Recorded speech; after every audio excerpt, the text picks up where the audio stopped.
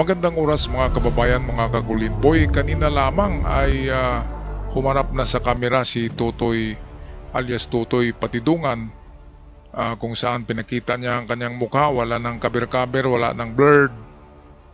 Nakikita na natin ang tao sa likod ng nagtestimonya nitong pagkakawala ng mga tinatawag na missing sabungero. Kaya dito sa bidyong ito ay sinampaan niya. Mapanood natin. Sinampaan niya ang 14 kapulis. Mismo gumawa siya ng affidavit sa National Police Commission at kasama niya ang mga naiwan ng mga biktima. Napakarami nila na nag-file ng kasong ito. Kaya para sa detalyadong balita, narito ang ulat courtesy sa atin ng GMA 24 Oras. 14 na aktibo at dating pulis ang sinampahan ng reklamong administratibo ni Julie Dondon Patidongan alias Totoy sa Napolcom kanina na itinuturo niyang may kinalaman umano sa pagkawala ng nasa 110 sabungero. Kabilang dyan ang retiradong hepe ng PNP National Capital Region Office na si Police Major General Jonel Estomo at ang mga aktibong opisyal na sina Police Colonel Jacinto Malinaw Jr., Police Lieutenant Colonel Ryan J. Orapa at Major Mark Philip Almedilla. Kasama rin sa mga inireklamo ang mga non-commissioned officers na sina Police Chief Master Sergeant Arturo de la Cruz Jr., Police Staff Master Sergeant Joey Encarnacion, Police Staff Master Sergeant Mark Anthony Manrique, Police Staff Master Sergeant Anderson Abari, Police Staff Sergeant Alfredo Andes, Police Staff Sergeant Edmond Muñoz, Police Corporal Angel Martin. Dawit din ang 3 pulis na na-dismiss na umano sa serbisyo, sina Police Lieutenant Henry Sasaluya, Police Master Sergeant Michael Claveria at Police Corporal Farvi de la Cruz. Naku, napakarami naman ito. 14 kapulis, medyo mapupuno ang kulungan nito. At hindi lang yan, mayroong retired general at mayroong pang ibang matataas na ranggo ng kapulisan. Ano bang nangyari ngayon sa hanay ng PNP? Mayroong mga anay, hindi lang anay, kundi anay. Hindi lang anay, kundi mayroong mikrobyo. Diba? Contagious ito baka madapuan pa ng ganitong sakit ang ibang matitinong pulis. Ngayon, bakit kaya nagkaganito ang kapulisan? Bakit masyado silang nasisilaw sa pera? Tumaas nga ang kanilang sweldo Ang mga guro ay naiiwan. Ako ay nagtrabaho sa public school noon, kaya nga ako tumigil dahil 21,000 lang ang sweldo ko. Pero ang kapulisan ay 30 to 40,000 na. Sila nga yung inuuna ni Digong Kaya nga loyal ang mga pulis kay Digong. Kaya yun nangyari sa Tukhang, ganun yun. Kasi tinaasan ni Digong ang sweldo ng kapulisan. Pero hindi dapat ganun, di ba? Kukunti lang naman talaga itong mga iskalawags. Pero napansin ko ang kulang sa PNP.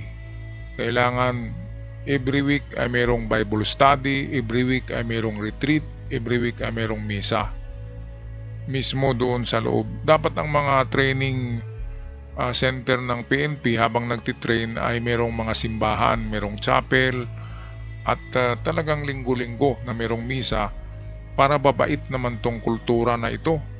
Kasi nagiging kultura na ng PNP ang ganyan na magiging tauhan sila ng mga sindikato. Katulad na lamang sa Pugo, ang daming PNP na kasama doon, di ba? Ngayon kay Atong Ang napakarami din. May mga general pa. Sino ba namang hindi magkagusto ng trabaho na yan, magiging milyonaryo ka in just 6 months, milyonaryo ka na. 3 billion, 2 billion, pinakamababa 1 billion ang kita ni Atong Ang daw. Ang kita sa Isabong ay 1 billion to 3 trillion pesos every day. Hindi yan every week Every day mga kababayan. Kaya itong mga kapulisan siguradong milyonaryo na. Mga milyonaryo na yan kasi tag 200,000 daw ang buwan ng mga yan Kaya sa 5 buwan ay di milyonaryo ka na. Naku, grabe. Kaya dapat masilip ng Kongreso ito at gagawa sila ng batas na kapag kapulisan ang nadawit sa mga ganitong klaseng krimen, ay dapat life sentence talaga ang hatol. Mabigat talaga na parusa. Yung times 5 na bigat ng parusa kontra sa sibilyan. kung sibilyan ang makagawa ng ganyan. Kasi hindi na lang sana magpulis kung gustong magyakusa, di ba? Kung gustong magmafia, magyakusa, maghudlom, maggangster, ay wag nang magsuot ng uniform ng pulis, mag-retire na. Kasi marurumihan ang hanay ng mabait na kapulisan eh. Marami pa ring mabait, nasa 90% ang mabait eh. At kunti lang yung mga ganyan, mga kababayan. Kaya good job sa mga mababait, matitinong pulis. At dyan sa mga iskalawags, ay sana mag-retire na lang kayo or mag-resign kung doon talaga kayo magtatrabaho sa masasama. Alright, so kaya ito na nga, nakakarma kayo kasi nga napakasama ng nagawa.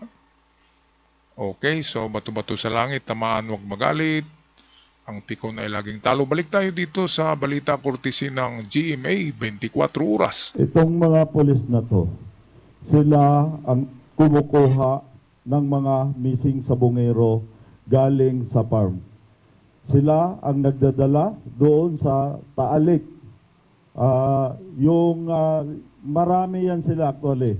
Hindi ko lang mapangalanan dahil kilala ko naman yan sila sa mukha. Dahil yung binigay sa akin medyo kulang to. Pinaliwanag din ni Patidongan kung bakit dawit si Estomo. Si General Estomo, siya ay membro ng ALPA. Pag sinabing ALPA, kasama siya sa hatian na tag 70 milyon. Isa yan na nag-udyok kay Mr. Atong-ang na boss, patayin mo na si Dondon Patidongan para matapos na yung problema mo na yan. Sinusubukan pa ng GMA Integrated News na makuha ang panig ng mga inireklamong pulis at ni Ang.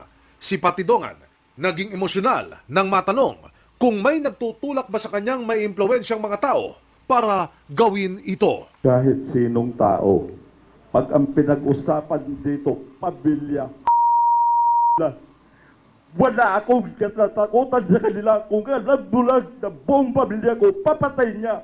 Kasamang nagain ng kaso ang kaanak ng mga nawawalang sabongero. Ayon sa NAPOLCOM, i-verify nila ngayon sa PNP kung nasa kustodiya na ba nila ang lahat ng mga pulis na ito na kinasuhan. I-evaluate din namin muna yung mga kwentong nilalahad mo sa iyong affidavit. Hindi porket sinabi mo na sa affidavit, kami maniniwala kaagad. Bibigyan natin ng due process ang lahat ng mga pinangalanan ni alias Totoy. Papadala natin sila ng summons o kaya ng order upang sila ay sumagot din. Target ng NAPOLCOM, sa loob ng 2 buwan, tatapusin nila ang investigasyon at makapagpapalabas na sila ng desisyon. Ayan, so 2 buwan, antayin natin yan mga kababayan. Yung sinabi ng NAPOLCOM na tapusin nila ang investigasyon at magpalabas sila ng kanilang judgment tungkol sa mga iskalawags na yan ng PNP na nagbigay ng dumi sa hanay ng mabuting kapulisan. Kaya napakalaking problema ni Atong Ang ngayon. Kasi nga sinusulsulan pala ng isang ng isang kernel na tudasin mo na si di ba? Para walang problema ngayon malaking problema Huwag kasing tukhang mentality. Yung panahon kasi na yun, pati mga men in uniform ay nag-iisip na ng tukhang kasi maraming natukhang. Wala na sa kanila ang itong takot sa Diyos, wala na. Kaya nga sabi ni Luke Spirito, ang ating kultura noong kapanahonan ni Digong ay kultura ng mga kultura ng madilim at mga katulad ng sabihin na natin na kultura ng mga demonyo. Kaya nga demonyo ang tawag kay Digong Kasi yan ang Dutertism na sinasabi ni Luke Spirito, nagiging Dutertism na. So kapag ganyan na tukhang-tukhang, Dutertism na yan ang tawag.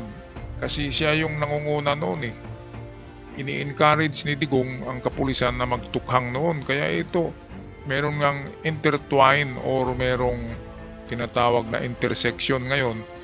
Ang pagkawala ng sabungero at tukhang ay parang yung mga pulis pa rin na yun ang gumawa ng ganun sa kapanahonan ni Digong. Parang meron din silang ginawa na ganyan. Kaya baliwala sa kanila baliwala sa kanila ang gumawa ng ganyan, akala nila ay wala silang pamilya, di ba? Kung gagawin yan sa pamilya nila, anong masasabi nila?